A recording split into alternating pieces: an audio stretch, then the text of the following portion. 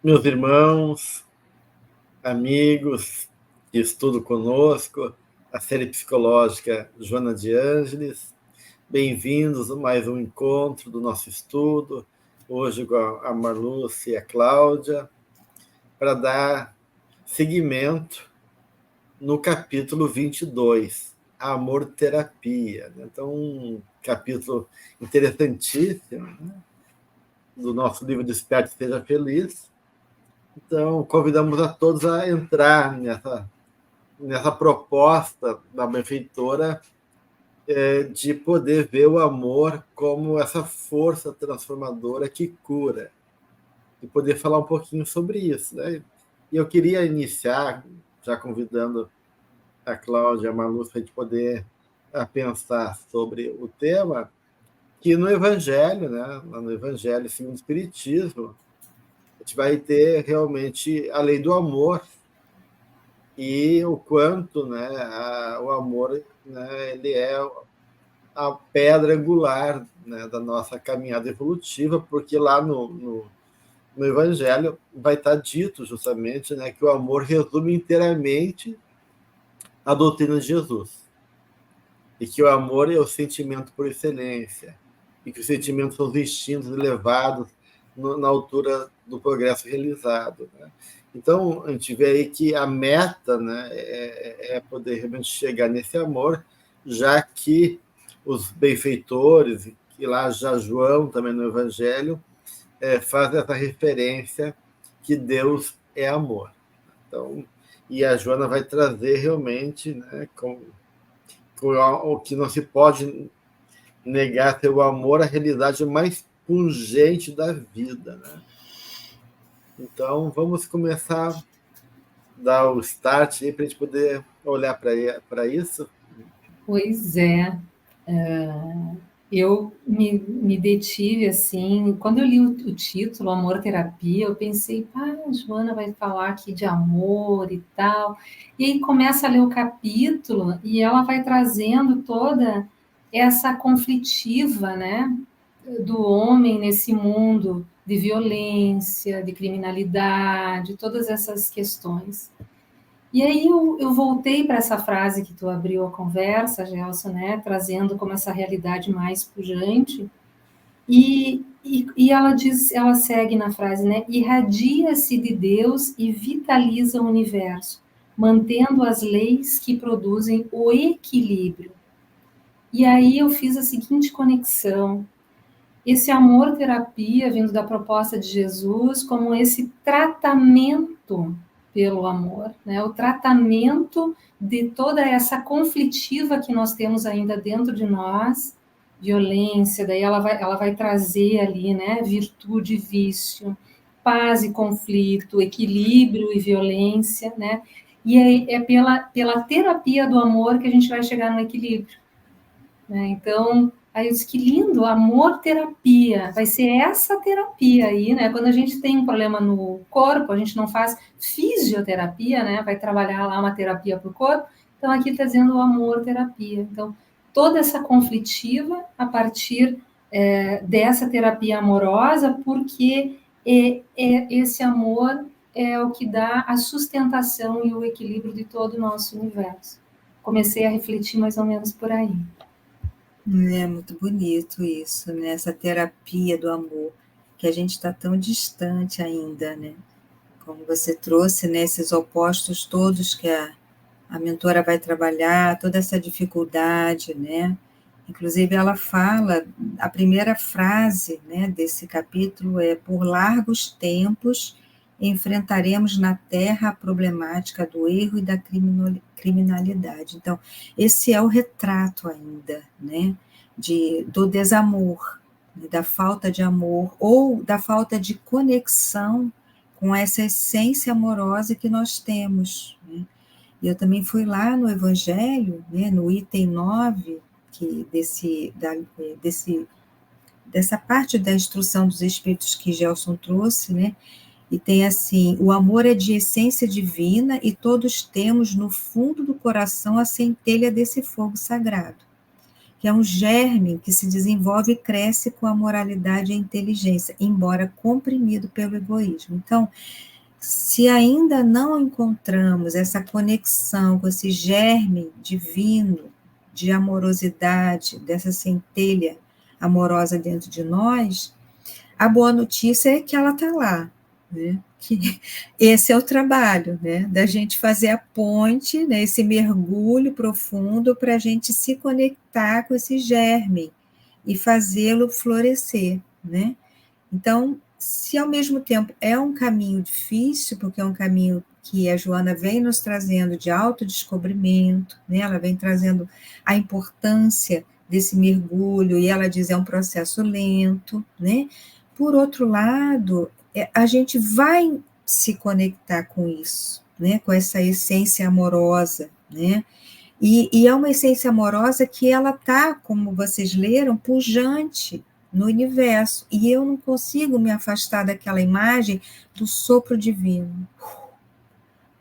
Aquela respiração, o hálito divino, né? Onde ele sopra o amor, né? Sopra o amor o tempo todo para a gente, né? Então, ele nos alimenta o tempo todo. Então, isso aqui é bonito, né? A gente saber, né, que nós chegaremos lá, que por enquanto ainda está um pouco difícil, né, de encontrar esse caminho assim tão reto, né, mas que a gente está no caminho.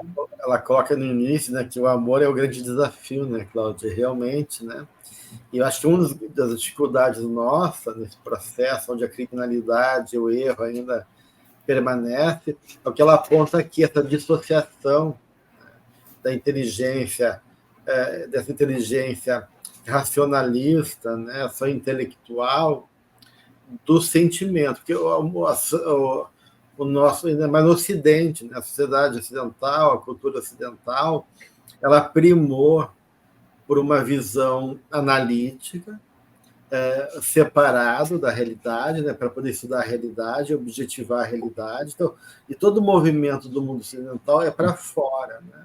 É para poder entender como é que as coisas funcionam, é para poder controlar a realidade, a natureza, e ainda é sustentado por uma visão materialista. Então, todo esse movimento de ganho que a gente teve em tecnologia, como diz a Joana também aqui, né, que gloriosas conquistas da inteligência, né? A gente acabou daí desenvolvendo muito o trabalho nesse campo racional, intelectual, e é próprio da ciência ocidental uma certa frieza, né? Ou seja, não se envolver emocionalmente, olhar as coisas de maneira distante. Então, tudo isso gerou culturalmente um movimento de colocar os sentimentos e a emoção como algo que atrapalha, né? Atrapalha a percepção, atrapalha o entendimento, atrapalha a gente poder se relacionar, que é um equívoco, porque o sentimento não atrapalha, né? Mas, de uma certa maneira, como as emoções fazem parte também desse mundo, desse campo afetivo, do sentimento, a gente sabe que é um mundo rico, mas complexo. E aí o sentimento foi relegado para uma instância inferior, né? E, como diz a Júlia, ficou hipertrofiado, ou seja, né? Ainda num nível muito primitivo, muito elementar do nosso impulso. Como diz o Evangelho, né? O sentimento ele vai se desenvolvendo, né, de uma certa maneira, num processo da alma, sensações, depois vai sendo, né, pelo instinto, depois sensações, depois as emoções com sentimento, até esse sentimento se enobrecer, chegar no sentido pleno, que é o amor, né, que a Joana vai colocar aqui, o amor é vida exuberante, né? Ou seja, o amor nos dá a experiência da totalidade. Então, não temos como avançar e ter uma vida plena e total que garante um sentido, um significado realmente profundo e realmente total da nossa realidade, se a gente não integrar, né, o sentimento com o intelecto, para que esse amor possa realmente ser assimilado e desenvolvido e nos ajudar a nos curar de nós mesmos, né? Dentro disso que tu está colocando, né, Gels? Por isso que eu achei lindo ela dizer que o amor é que ele mantém a lei que produz o equilíbrio, né? Então, quando nós estamos dissociados, a gente está desequilibrado, né? E aí eu estava lendo esses dias um livro do John Sandford. Ele é um analista junguiano americano e ele é um presbítero da Igreja Episcopal, eu acho. Ele tem um livro que ele resgata várias partes do Evangelho, do Antigo Testamento, de outras religiões. Ele traz o problema do mal, né? Porque a Joana traz muito aqui a criminalidade, a violência e toda essa problemática, né, que a Terra enfrenta. E ele falou uma coisa muito interessante, porque ele dizendo assim, né, que de alguma maneira o mal ajudava a gente a desenvolver o sentimento. Ele começa a falar da função sentimento. Eu disse, que complexo isso que ele está dizendo, né? Porque ele diz assim que o mal demanda de nós uma reação, né? A gente olha para aquilo e fica completamente chocado ou indignado, né? Então ele diz que isso é uma reação para desenvolver em nós o que ele vai dizer para nos tornarmos mais humanos, ele fala, né? Porque ele diz assim, ó, um ser humano íntegro é alguém que sente. Então é preciso, de certa forma, que o mal exista para que essa nossa natureza sensitiva cresça e viva. Eu fiquei pensando sobre isso, que profundo, né? Porque a gente diz que a espiritualidade, ela usa de tudo para a nossa evolução, né? Então, diante de situações tão extremas que a Joana traz aqui nesse capítulo, né? Essa possibilidade que a gente tem de desenvolver esse sentimento mesmo, que vem, às vezes, de uma forma inicial por uma indignação, né? A gente se exalta, a gente não sabe o que fazer com aquilo, mas é um caminho onde a gente vai aprendendo, né, a reconhecer, a discriminar, né, pensando na nossa própria trajetória evolutiva. Se num primeiro momento nós matávamos assim sem consciência, porque nós estávamos muito no nível de sobrevivência, hoje a gente consegue raciocinar sobre isso, e quando a gente vê algo ali acontecendo que nos toca profundamente, a gente não pode mais ficar indiferente, porque aquilo nos toca no nosso lado humano, e aí isso vai buscando esse equilíbrio, né, que é essa lei, né, então, por mais que ela diz que o amor, né, não, ele transcende definições, é difícil, não tem como definir o amor, né, ele diz é vida exuberante, então aquilo que concorre contra a vida está longe do amor. Acho que é um bom parâmetro, porque a gente sempre se pergunta, né, o que é o amor, afinal, né, então aqui ela está falando da lei, né, do equilíbrio, né? E que é vida. Então, o que concorre contra a vida está longe do amor. Eu pensei assim, né? Não sei o que vocês acham. Sim, bonito mesmo, né? O que está contra a vida está contra essa lei do amor, né? E assim, passeando um pouco pelo que você trouxe, Marluce, né? Essa convivência com o diferente, né? Com aquilo que é mal para nós também, né? É importante porque já nos revela um pouco de discernimento ou também um pouco de surpresa, né? Porque aquilo que nos surpreende nos faz pensar, né? Porque aquilo que não nos surpreende também não faz a gente crescer, evoluir, refletir, né? Então, é importante que a gente seja surpreendido na vida. E temos surpresas boas e temos surpresas que já não são tão boas e são desagradáveis, né? E isso vai trabalhando com a gente no sentido de trazer para nós e fazer essa diferenciação, né? Quando o Gelson trouxe a questão do ocidental, né? Que está muito para fora, né? E que viciou-se pensar que o sentimento não é bom, né? É porque justamente essa afetação incomoda muito e a pessoa ainda não consegue se diferenciar. Então, quanto mais a gente convive com o diferente, mais a gente se entende diferenciada, né? Em alguns aspectos. E é por isso que ela fala que os bons e os maus caminham juntos na condição de aprendizes. Né? Porque é aquele que age ou pensa diferente, nos provoca a pensar também. Né? Porque eu sinto esse estranhamento, o que ele tem de diferente, e aí a gente faz aquele grande, importante exercício de se colocar no lugar do outro. Então, deixa ver por que o outro está pensando assim, né? O que faz com que ele veja dessa forma diferenciada. E isso a gente vai trabalhando muito aquilo, né? Que é amar o próximo como a ti mesmo. Então, quanto mais a gente vai elaborando isso, a gente vai entendendo esse caminho de ponte para ir para o outro, que é uma forma de terapia do amor, né? Que ela nos traz, né? E no Evangelho me fez lembrar, nessa passagem que nós já citamos, que fala de João Evangelista, que quando ele estava muito adoecido, já envelhecido, ele já não podia sair para pregar, para auxiliar, e o que ele dizia? Somente, entre aspas, somente, meus filhinhos, amai-vos uns aos outros. Né? Nosso João, né? E é interessante como é difícil de compreender isso, né, Cláudia? E que o outro nos desafia para que a gente possa amar, né? Porque uma vez eu nunca esqueci uma visita que eu fiz na casa de um amigo, e tinha um casal que trabalhava no presídio, um presídio aqui do Rio Grande do Sul, que se diziam espíritas. E eles eram a favor da pena de morte, que tinha que matar, né? E eu fiquei muito impressionado. Como assim, né? Resolver as coisas dessa maneira, se o espírito não morre, e essa alma fica mais revoltada ainda, e pode, em espírito, continuar, e até com mais força ainda prejudicando, se a proposta é educar.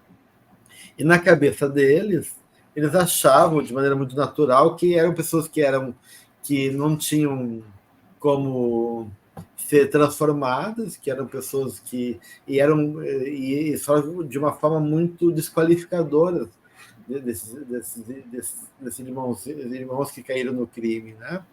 E completamente assim, na cabeça deles, que a única alternativa era destruir, né? E não investindo, né? Então, eles estão lá comendo a comida, estão lá ociosos, a sociedade pagando para eles. Então, uma mentalidade mas não é culpa deles, é culpa da sociedade que se organiza mal, em vez de educar de uma maneira e ter um projeto de justiça e de educação mais adequada. Então, as pessoas simplificam e elas não entendem realmente isso, essa fase de Joana, né? que os dois, nós somos atados, né, um com os outros, né? E que convive os maus e os bons na condição de aprendizes na mesma classe, né? Então, há essa dívida de amor um com os outros, né? E pegando essa questão da harmonia que a Marluce falou, né? A gente tem que juntar tudo isso, né? Então, de uma certa maneira, a verdadeira noção de equilíbrio espiritual, né, que envolve justamente essa compreensão de amor, e esse impositivo, então, que a gente possa ver nessas diferenças e nessas tensões, né, de realidade espiritual, justamente esse jogo harmônico que Deus nos convoca de colaborarmos e de aprender, de trazer o amor que ainda precisa ser desenvolvida, e esse amor cobre a multidão de pecados. Ou seja, chega nosso irmão que, se ele não consegue amar, ele vai ser tocado pelo nosso amor, né? Então, não há como haver esse processo todo de transformação que a Joana vai citar aqui, né? De violência, traição, crueldade e tantas outras questões como tirania que ainda avassalam o mundo, tem a gente estar vigilante com a nossa sombra e ter o compromisso de não, em vez de mostrar nosso pior e responder da mesma moeda, começar a apostar realmente no amor, né? Acreditar que o amor é a solução, porque a gente não acredita nisso. Se a gente olha para a humanidade, a gente não compreendeu ainda isso, que a benfeitora e que o Evangelho nos propõe, que o amor é realmente a solução. Por algum motivo, a gente acha que o poder é a solução, que matar é a solução, a gente acha que rejeitar é a solução, a gente acha que excluir é a solução, a gente acha que submeter o outro e tiranizar o outro e controlar o outro é a solução. A gente tem muitas soluções que não dão certo e a gente não chegou ainda no que significa realmente uma proposta amorosa em favor dessa educação e dessa cura. Mas aí ela diz, voltando ao texto inicial ali, que as modernas ciências da alma, que penetraram na essência profunda das criaturas, eu acho que aqui é importante, né?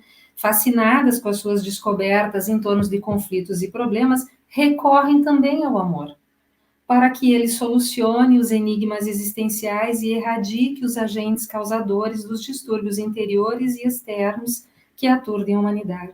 Então, essas ciências que penetram na essência profunda, né? Porque se o amor é essa energia que busca o equilíbrio, que é o equilíbrio que sustenta tudo, quando a gente faz essa leitura, como tu estavas dizendo, né, Gelson, bem verdade, assim, muito simplista da realidade, a gente fica querendo achar uma coisa muito fácil, então é pena de morte, vamos invadir um território, vamos acabar com essa etnia, né, vamos conquistar tal coisa, né, fica uma solução muito simplista, não está buscando essa essência profunda, que é a visão do espírito, né? Então, muitas vezes nós temos muita dificuldade de chegar a uma conciliação, de tentar achar um caminho de inclusão, porque a gente fica muito centrado no nosso ego, que tem uma visão muito limitada, e muitas vezes, porque se sente ameaçado, se defende. E se defende como? Excluindo, né? Então, só numa visão que contemple uma realidade mais profunda, que compreenda que existe um nível de consciência maior, onde estamos conectados, né? Porque partimos todos dessa, como ela diz ali, né? Que se irradia de Deus, né? Partimos todos, temos a mesma origem, é que a gente pode começar a exercitar, né? Essa ideia de que é possível a gente enfrentar problemas muito desafiadores sem partir para a exclusão, né? Sem se sentir ameaçado, né? Então, eu acho que por isso que ela fala que esse desenvolvimento da consciência é importante para nós nesse momento, né? Você falou uma palavra aí que me cativou, conquistar. O homem ainda quer conquistar, quer mostrar que tem poder, que é forte, né? Quer se sobrepor ao outro, né? Então, na verdade, é uma briga de poder, né? Quem tem razão?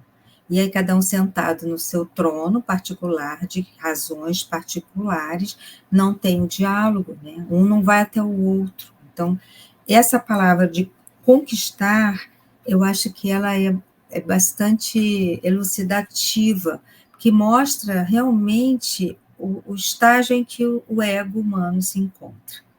Ele ainda é um homem primitivo, primário ainda, que quer conquistar territórios, né? Então, ele quer conquistar territórios físicos, concretos, mas conquistar o território da razão, conquistar o território do outro, né? E isso é que atrapalha tudo, porque ele não está trabalhando em equipe, né? Ainda tem o poder. Jung diz, onde entra o poder não tem amor.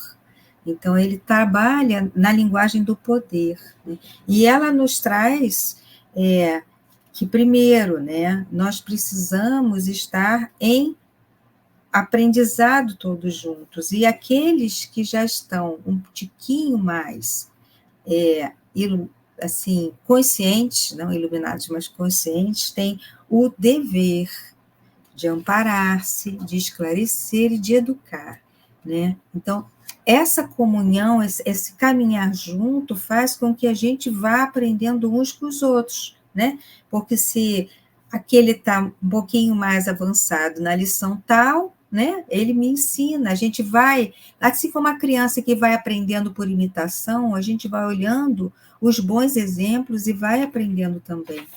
Porque essa questão da conquista, ela traz muito clara na página 96, quando ela vai falar de tudo isso que a gente vem falando, né? Os atos vis hediondos acendem ódios devoradores, né? Os sentimentos se exaltam, reações de violências, né? A traição libera emoções de ressentimento profundo. Então, os crimes que geram repulsa e ira, né? Ela vai trazendo toda essa tirania, provoca horror, ela vai trazendo toda essa faceta negra, sombria, que ainda temos dentro de nós, né? E é muito importante a gente se lembrar que nós trazemos ainda bastante sombra, porque esse latifúndio nosso sombrio, ele vai se conectar com essa sombra de fora e a gente pode se contaminar, há um contágio psíquico e emocional. Então, é importante a gente lembrar que nós temos um latifúndio ainda sombrio, que precisa ser clarificado, e que a gente, ela nos diz aqui, é necessária muita vigilância para não permitir que os tóxicos do mal envenenem as pessoas, a nós também. Né? Então, assim, quando o Gelson trouxe o exemplo, né, de que visitou a casa do amigo e tal, e tinha um casal, é uma grande rascada, porque se ele não está centrado, né, qualquer um de nós começa a escutar o outro numa defesa veemente, né, daquele ponto de vista, e a gente pensa, nossa, tá tão assim, certo, seguro daquilo, né? Então, olha, é importante que ela diz, é necessária muita vigilância, né? Porque os atavismos que remanescem no ser são estimulados a tomar posse daquele momento, né?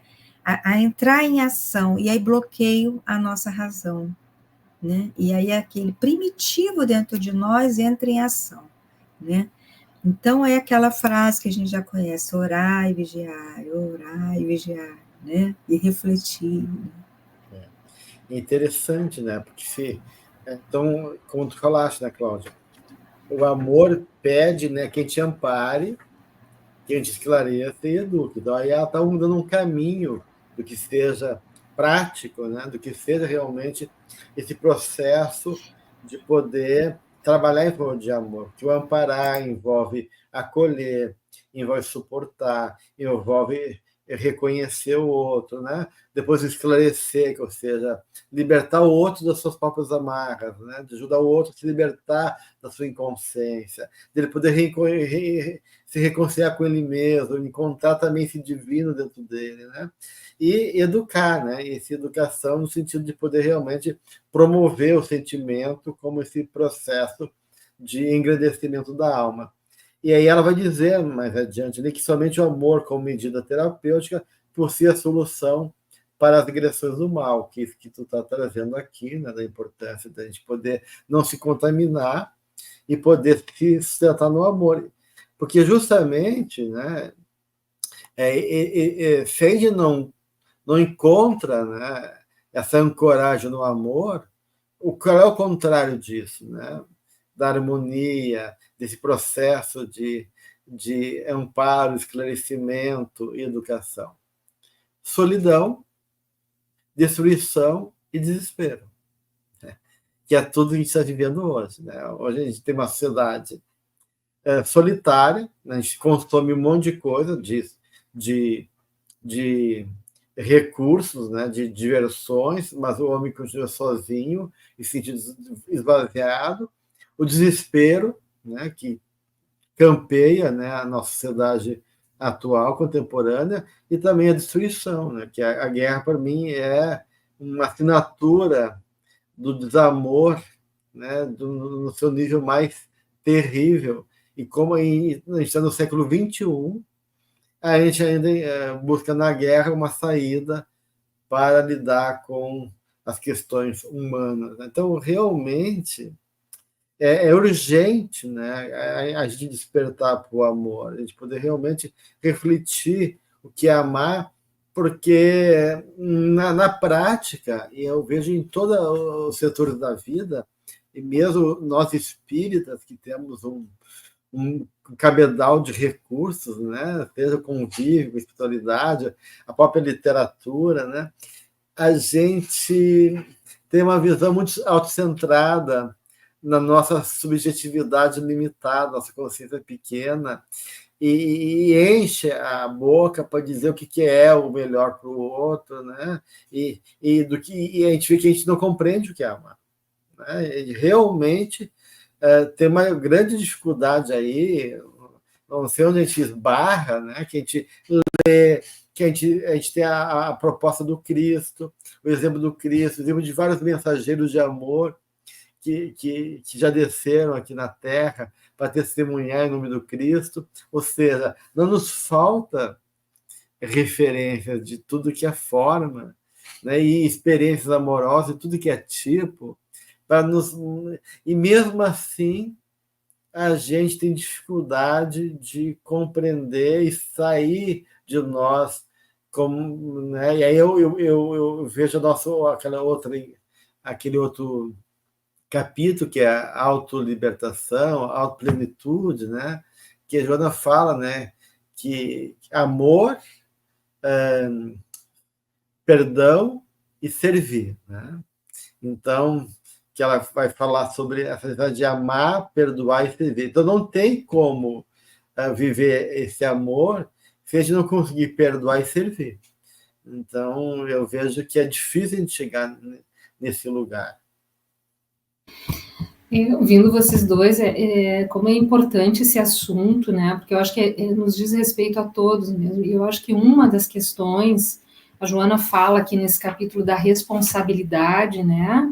Quando a gente desperta para a responsabilidade, para o dever, ela fala no início ali, e me tocou muito mesmo essa parte da necessária vigilância, para não permitir esses tóxicos do mal que nos envenenam. E eu acho, já pensando que está colocando, que uma das questões é a nossa, muitas vezes, incapacidade de refletir e entender que o que nós falamos, o que nós nos vinculamos em termos de pensamento e tal, isso gera consequências, isso tem responsabilidade. Então, essa visão muito simplista das coisas, por mais informação que a gente tenha e que estude e que, né, já intelectualmente considere a realidade do espírito, por exemplo, na prática ainda, como a Joana diz, né, nós ainda estamos nessas experiências edificantes num estágio inicial da nossa alma, né? Então a gente está iniciando isso, mas a gente já tem consciência. Só que como é difícil, por exemplo, pegando o teu exemplo aí, né, da discussão da pena de morte e tal, como é fácil a gente já emitir uma opinião sem pensar, né? Como é fácil a gente seguir, assim, ó, o lugar comum, né? Então, e essa questão que tu estava trazendo, né, Cláudia, da conquista aí, a gente parte do princípio que isso é um mérito, né? Que eu conquistar um outro, que eu impor o outro, isso é um mérito, então é uma visão distorcida ainda, baseada numa desconexão dessa conectividade que estamos todos imersos, né? Dessa ideia que a Joana traz como consciência cósmica, né? Nós todos, e não só pertencentes a uma mesma fonte, mas um influenciando o outro, né? Então, assim como a gente tem que ter vigilância, né, para não se permitir ser envolvido por esse mal, a gente também é envolvido pelo bem quando a gente se conecta com o bem, né? Então, também isso é uma forma da gente lidar com tantas questões difíceis que a gente está vivendo hoje, que é buscar mais essa conexão com esses espíritos de luz aí que vêm nos ajudar. E uma outra coisa que eu pensei, só para finalizar, é, por exemplo, quando vem algum espírito para receber um atendimento, às vezes num trabalho mediúnico, e vem muito revoltado, e vem muito indignado, e vem trazendo muita raiva, muito ódio, e ele recebe aquele choque amoroso. Só aquele choque, né, vibratório no amor, já exerce um efeito calmante, né? Já traz essa calma, porque busca, né, esse equilíbrio. Então, realmente, o amor enquanto energia, às vezes só um olhar amoroso já nos tranquiliza, né? ele é capaz de apaziguar, né? Então, acho que é isso que é o nosso grande desafio aí. Sabe que eu tinha pensado a mesma coisa, né? Quando vem o irmão sofredor, né? E ele muito revoltado e muito resistente, né? E aí o dialogador vai falando com ele com carinho e tal, né? E vai mostrando que ele é amado, né? Então é como se a gente tivesse aquela imagem dele se desarmando, né? Tirando aquelas couraças, né? E em algum momento ele diz assim, mas eu não mereço. Eu não mereço, né? E aí, então esse transbordamento de amor que você fala, né? Como consegue tocar a alma dele carente, sofrida, né? E ele se sentir merecedor, né? É muito bonito isso. Eu me lembrei também disso, né? Mas e aí eu me lembrei disso e trago também um outro exemplo, né? Porque assim, quando a gente fala para o irmão sofredor, né? O dialogador, a gente não tem relação com ele. Então, eu fico pensando, também é muito fácil você falar, você não foi afetado por ele. Você está transbordando amor, mas, né, que é lógico, precisa, mas não foi afetado. Né? E quando tem alguém no nosso círculo que nos afeta, aí, como é que a gente vai transbordar esse amor? Não é? Então, é um caminho, né? Porque, assim, como a gente trouxe, né? Todos nós. Esse homem primitivo ainda fica no lugar dele e diz, mas eu estou fazendo a minha parte, né? Mas se o outro, ou se a outra, não, mas eu estou fazendo a minha parte, né? Então, assim, o homem primitivo ainda querendo conquistar esse espaço de certeza, né? Então, quando ele sai dessa parte e ele vai até o outro e se compadece, né, de alguma situação que o outro esteja passando, né? Aí sim ele começa a visitar esse lugar de amor incondicional. Então eu visito o outro, eu vou até o outro, apesar de qualquer coisa, os apesares vão embora, porque eu me compadeço com aquela dor, com aquele momento que o outro está atravessando. E isso promove um grande avanço na relação, tanto para o outro quanto para nós, que nós experimentamos que o apesar já não vai mais existir. Então, é como se a gente, só um minutinho, é como se a gente galgasse um degrauzinho maior e disse, já era aquilo tudo, porque eu fui e transbordei esse amor incondicional pela dor do outro, né?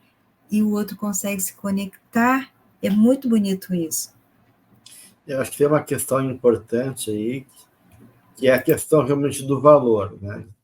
Esse amor é esse reconhecimento que cada um tem seu valor independente da condição. Deus não ama por mérito. Eu vou te amar porque tu tá limpinho, tu tá cheirosinho. Não, Deus nos ama porque nos ama, né? A gente não ama por um compromisso, uma contabilidade, tu dá tanto, eu vou te amar porque tu me deu tanto. Ele te ama porque a pessoa tem o valor próprio. Né?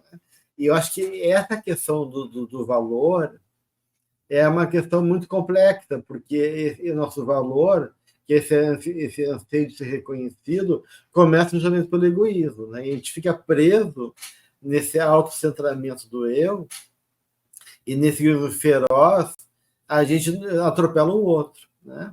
E a gente esquece daí que o mundo nos ama, que a gente é muito valorizado. Né? A gente não consegue perceber esse amor que a gente fala que é essa harmonia que sustenta o universo e que suporta todos nós, que o oxigênio que a gente respira, a terra que a gente pisa, né? O alimento que nos chega, e toda a dinâmica que a vida faz de cooperação para que esse processo vai nos revelando que para mim poder fazer tudo isso, eu dependi de uma outra pessoa, que sozinho eu não ia conseguir fazer isso. Como é que eu vou me alimentar se eu estou trabalhando o dia inteiro e alguém cultivou isso, a terra, para poder dar o alimento quando eu chegar em casa? Como é que eu vou comprar esse alimento se não tiver os transportes? E assim por diante. Então, toda essa dinâmica mostra o valor de cada um de nós, na nossa pequenez, na nossa condição, no papel próprio de cada um, para que esse processo se dê.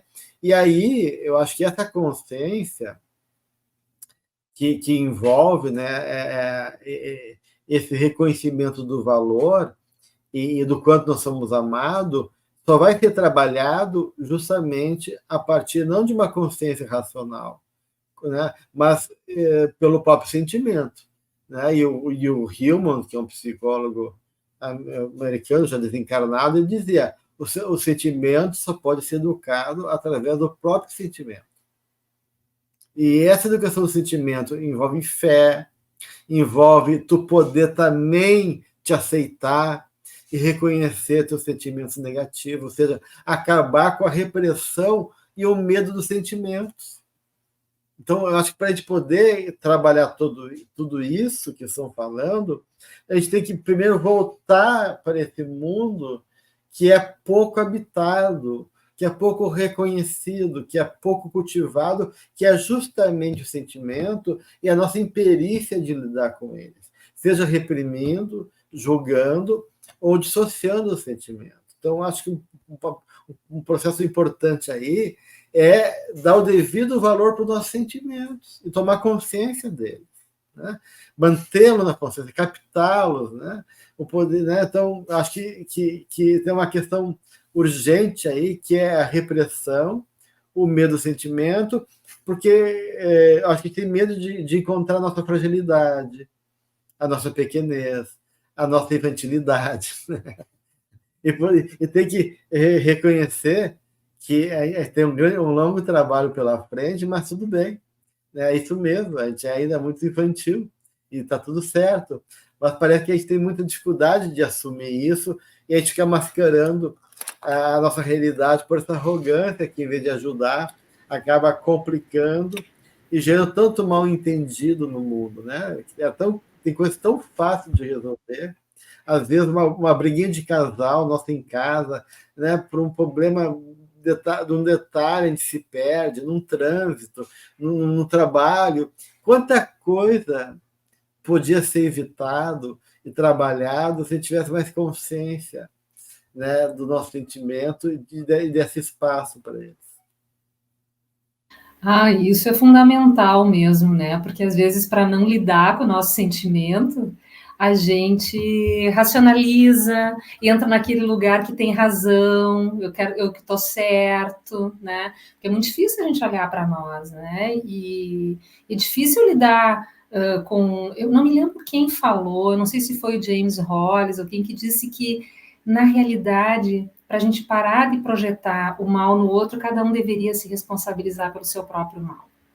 Aí, pensando simbolicamente nisso, né? Eu me lembro uma vez que eu trabalhava numa cidadezinha distante aqui de Porto Alegre, e eu fiquei num engarrafamento, assim, que eu tive que ficar, eu acho que 1 hora parada. E as pessoas, e eu bem faceira, como todo mundo, né, na filinha ali, comportadinha, e um monte de gente passando pelo acostamento. E uma hora eu fiquei tão indignada, e eu pensei, meu Deus, eu vou ter que esperar essa gente toda ter consciência, ou eu vou passar pelo acostamento também. Eu nunca me esqueci disso. Então, ali, eu tentando, né, ser obediente, como todos que estavam ali, mas, no fundo, eu estava muito indignada e louca para fazer o que eles estavam fazendo também, porque realmente é difícil, às vezes, a gente se dar conta disso, do que a gente está sentindo, né? Não atuar, então tá todo mundo fazendo, eu vou fazer também, não atuar, mas entender que não é também ilícito aquilo que eu estou sentindo, né? E o que eu faço com isso, né? Por isso que a Joana, eu acho que ela coloca aqui uma coisa importante, que a gente não pode ser conivente com o erro, né? Concordar com o crime, ignorar a virulência do ódio, o fogaréu da violência. Entretanto, jamais se extinguirá o delito, eliminando-se o delinquente. Encaminhar a vida para o bem, destruindo-se aquele que conspira contra a ordem, o equilíbrio e o dever. Não se apagam incêndios usando-se combustíveis. Aí que eu me lembrei, eu digo, eu queria botar combustível porque eu também queria sair daquela fila ali, né? Achando que, mas na realidade, não resolveria nada, né? Mas é essa dificuldade, porque o amor, quando estava falando, já estava pensando que o amor sempre pressupõe a relação. Sempre. Então, eu sempre tenho que estar em relação, seja comigo mesmo, para mim me amar, né? Eu tenho que me relacionar com o meu mundo interno. Para mim amar o outro, eu tenho que estar na relação. E eu não vou aprender o amor só lendo livro, não, eu tenho que ir para a prova de fogo, né? Que é enfrentar essas situações difíceis mesmo, né? E se dar conta que tem horas que, nossa, como é que eu faço para tolerar essa pessoa que está aqui, que é dificílima, né? Que não consegue encontrar nenhuma forma de diálogo, mas eu estou percebendo isso, eu estou vendo isso. Como é que eu posso ser, então, essa parte que nesse momento pode talvez esclarecer, talvez acalmar, talvez amparar, né? Como é que eu me responsabilizo por isso, né? Se eu começo a perceber. Então, é nosso grande desafio mesmo, é lidar com os nossos sentimentos, né? Eu vou completar o que você disse, né? E também não botar fogo, né, na fogueira, né? Então, às vezes, a pessoa não, você não consegue se relacionar, mas você se mantém no seu campo, né? Não se misturando, né, com aquela energia que vem, que é uma energia diferenciada, né? Então, só da gente não pôr fogo já é muito bom, né? Que também é um exercício, né? E assim, lembrando o que o Gelson trouxe, né, o quanto a gente se aborrece e cria contratempos por bobagens, né? Porque é muito rasteiro o negócio, né? Então, se a gente conseguir essa visão, visão da águia, né, que ela vê de cima, né? Ela não está ali rastejante, ela vê de cima. Quando a gente se afasta do lugar e a gente consegue ver, enxergar de uma forma mais ampla, a gente vê que bobagem que é aquilo, né? Que não se trata de quem tem razão, né? Se trata de que há um imbróglio ali desnecessário, né? Então, acho que essa visão de águia que vai nos protegendo, né? Nos salvando também de muita coisa, né? De nos misturar. E sempre isso, né? Fazendo essa relação conosco, né? O que ainda temos desse território tão grande que é sombrio, né? Que lei é essa que a gente quer imprimir? Se é a lei do menor esforço, né? Do coletivo que quer sempre ganhar, né? Levar vantagem em tudo, né? Ou se é aquela lei que a gente já vem instituindo, né? Do caminho mais correto, do amor, né? E assim, quando você fala de relação, o quanto você também se ama, primeiro, entendendo os seus sentimentos, e segundo, não se colocando numa situação de tensão também, né?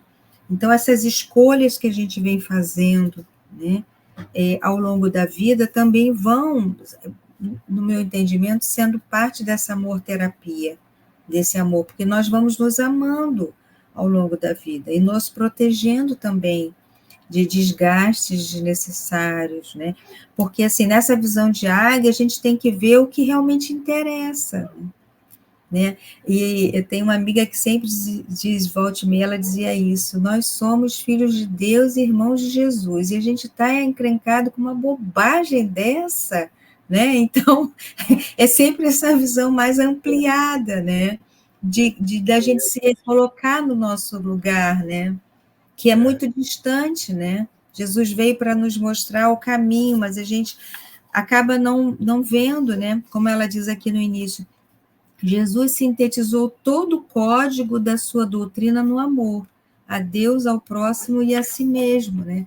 E a gente fica encrencado com bobagens. Agora, ficando pensando nisso que estou falando, e no exemplo da Marluce, né? Porque ela vai falar aqui uma coisa que está no Evangelho, né? Jesus falou que Deus não quer a morte do pecador, mas a morte do pecado. Então, ela fala aqui, a propósito da amor-terapia, combater a ignorância, reeducar o criminoso, gerar, né, condições para que as pessoas possam despertar. E aí eu fico pensando lá na Marluce, no trânsito, né, que talvez algumas pessoas precisem passar pelo lado que tem uma mulher grávida, ou tem alguém acidentado. Pode ter opções, que eu acho que a gente não tem que ter uma lógica muito literal, né? Ou a pessoa precisa passar porque ela é ignorante, né? Que também é uma necessidade, né? Então, cada um com a sua consciência, né? Quem tiver que passar pelo aconselhamento, passa porque tem necessidade de passar. Seja qual for, ter uma justificativa coerente e bem estruturada ou não. Mas todo esse movimento, para mim, leva nessa harmonia aí que ela cita, a noção do cuidado, né? Como ser cuidadoso conosco e cuidadoso com o outro. Essa maturidade do sentimento, do amor, que vai, de uma certa maneira, do que seja, para mim, uma atitude adequada do sentimento nesse processo de amadurecimento em favor da amorosidade, né? Porque o cuidado, o Heidegger trabalha esse tema do cuidado, ele vai dizer que cuidado é uma união, uma junção entre o amor e a vontade. O cuidado, então, realmente é o amor em ação, com a vontade, né? O amor em trabalho. O cuidado é o amor a partir de uma vontade minha que se estabelece em direção ao outro. E o Heidegger fala uma coisa interessante a partir que para ele esse cuidado é a origem da consciência. Olha só, ele junta uma coisa que eu nunca pensei, né? Ele junta a origem da consciência ao cuidado, porque para ele a consciência é o apelo do cuidado e se manifesta no cuidado. Ou seja, para mim ter que ter consciência, eu tenho que sair de mim. Algo precisou de mim, eu faço consciência. Então ele vai juntar, né, que a consciência se manifesta quando a gente cuida, né? E uma mãe, quando cuida, tem que estar muito atenta, né, a tudo que acontece com o seu filho. Ela tem que ter uma consciência, né? Então, de uma certa maneira, achei bonito essa formulação dele, né? Que a consciência é esse movimento que se faz justamente quando a gente cuida. E quando a gente é cuidado também, porque com o falar do obsessor que foi acolhido, quando ele é cuidado, também desperta a consciência dele. Então, o cuidado, para mim, realmente é o grande gerador de consciência e promovendo essa integração, essa harmonia e engrandecendo os caminhos da vida. Que esse cuidado que tu está falando é um cuidado com uma visão mais ampliada, né? Porque a gente às vezes cuida, mas cuida do nosso jardinzinho, a gente cuida do nosso quintalzinho, a gente cuida das nossas coisinhas. E eu queria ter sabido isso aqueles anos atrás lá, Gelson, que a pessoa que estava passando estava precisando fazer aquilo, porque me lembro que foi quase traumático aquelas horas que eu fiquei trancada lá. Mas essa lógica do cuidado é muito interessante, porque eu acho que daí isso me remete ao que a Joana traz aqui, que é quando a gente começa a despertar para a responsabilidade, porque para mim também responsabilidade e cuidado estão muito ligados, né? Quando eu começo a entender que eu preciso cuidar porque eu sou uma parte também integrante e responsável para que esse sistema fique em equilíbrio. Então, às vezes, né, Cláudia, é bem isso, às vezes não botar gasolina no fogo, né, não segurar aquilo, né, e poder conter e cuidar para que isso não tome uma proporção, eu já estou ali trabalhando e aprendendo o amor, né, então, às vezes eu posso não realmente sentir aquele sentimento de vínculo, de afetividade por alguém muito difícil, às vezes até uma pessoa, companheiro da casa espírita, alguém que trabalha ali, mas o fato de eu ser cuidadoso, né, dentro disso que o já está trazendo, já é uma forma de aprender o amor também, né? Eu cuidar para que toda essa minha emocionalidade, esse meu mundo não invada o outro, né? Que eu não seja envenenado por esses tóxicos ali, me perca, né? Então, tá tudo relacionado mesmo. Interessante. E ela coloca no final algo que, para mim, realmente completa tudo isso, né? Que ela diz: o amor não acusa, corrige. Não atemoriza, ajuda. Não pune, educa. Não execra, edifica. Não destrói, salva. Então, para mim, isso tudo faz parte desse processo do cuidado, do processo de poder promover realmente o melhor de cada um, né? Porque para mim o amor promove o que é melhor em cada um. A gente fica preso no que está ruim, no que está difícil. Vamos promover o melhor da pessoa, vamos acreditar na pessoa. É isso que a espiritualidade faz com a gente, né? Está lá, desencarnou, cheio de feridas espirituais, cheio de culpa do passado. Não, meu filho, vamos começar de novo. Olha, se compromete com tal coisa. Então, a gente vê que toda a espiritualidade ela não fica reforçando o que é ruim.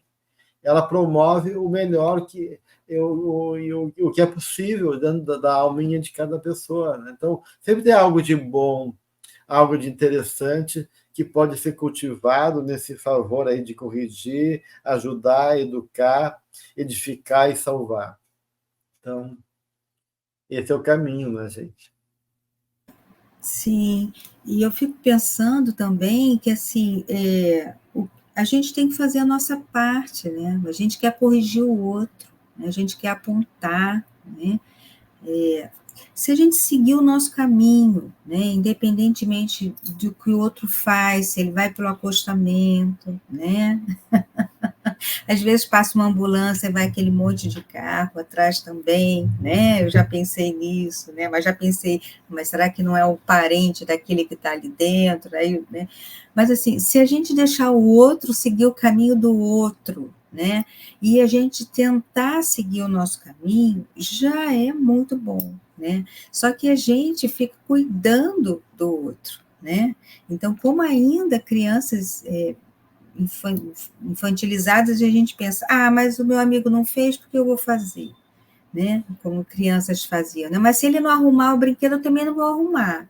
Então, assim, né? Então, a gente precisa seguir a nossa parte, né? Fazer o nosso trabalho, sem esse julgamento. E se a gente vai fazendo esse nosso trabalho, assim como a gente se espelha em muitas pessoas, né, que a gente segue e diz assim, quando eu crescer, eu quero ser igual a fulano, né? Então, eu acho que sempre tem alguém olhando para nós e pensando assim, quando eu crescer, eu quero ser um pouquinho assim. Então, que a gente vai fazendo a nossa parte, né? E quando a gente vai fazendo a nossa parte da melhor maneira que a gente acha, sem julgar, né? Sem apontar, eu acho que a gente também vai promovendo essa terapia, né, para o outro, né, e é isso, né. E isso me fez pensar que precisa de coragem, então, né, o amor exige coragem, né, exige coragem da gente não acusar e tentar corrigir, seja nós mesmos, né, exige coragem de não atemorizar e ajudar, né? Então, é um ato de coragem, realmente, a gente ir contra, muitas vezes, o que o mundo diz que é certo, né? Aquelas opiniões já prontas, soluções rápidas, exige coragem, realmente, né? Então, fiquei pensando, o Jung disse isso, né? Que a gente tinha que pagar um tributo ao amor, né? Porque ele exigia tudo. E a Então, individuação é um ato de coragem, também. coragem para Bancar. se bancar, né? Como Jesus foi corajoso. Né? E poder realmente, né, nos permitir, né, acreditar nesse amor e reconhecer que esse amor permeia a todos nós, para que ele esteja realmente essa força iluminadora, né, como Joana coloca no final do capítulo, né, que através dele a gente vai chegar então na grande libertação, né, em processos elevados da libertação. Então, acho que o recado está dado, né, gente? Aqui a benfeitora é muito clara, né, e profunda ao mesmo tempo. O que falta para a gente é realmente ceder, né, a essa lógica amorosa, né, e reconhecer que sem ela nada acontece. Muito bem, mais um capítulo então que a gente pôde se ocupar um pouquinho mais, né? Sempre tem mais elementos que pode ser trabalhado, então é bom a gente voltar e retomar esses capítulos, que a gente aprende um pouco mais. E no próximo encontro a gente já vai, então, para o capítulo 23, que é uma continuação do 22, porque no capítulo 23 vai falar sobre as curas e como é que se dá esse processo que começa justamente a partir do amor. Então, nosso convite a todos, que possamos estar juntos no próximo encontro. Nosso abraço carinhoso, nossa gratidão, e que Jesus nos abençoe a todos. Obrigado, Cláudia, obrigado, Marluce, e até a próxima.